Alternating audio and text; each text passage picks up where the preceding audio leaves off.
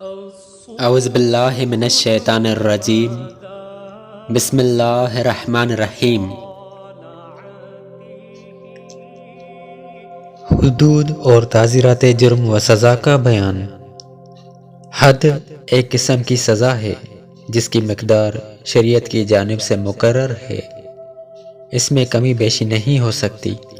اس سے مقصود لوگوں کو ایسے کام سے باز رکھنا ہے جس کی یہ سزا ہے۔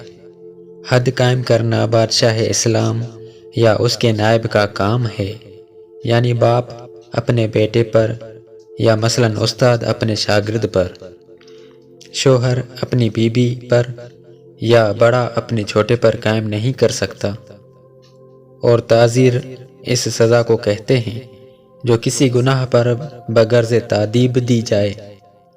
شریعت مطہرہ میں اس کے لیے کوئی مقدار معین نہیں، بلکہ اسے حاکم اسلام قاضی کی رائے پر چھوڑا ہے، جیسا موقع ہو اس کے مطابق عمل کرے۔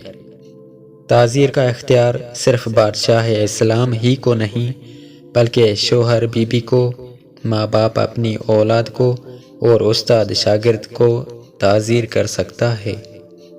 بھی ہمارے چینل کو سبسکرائب کریں اور روزانہ نئی اپڈیٹس کے لیے بیل آئیکن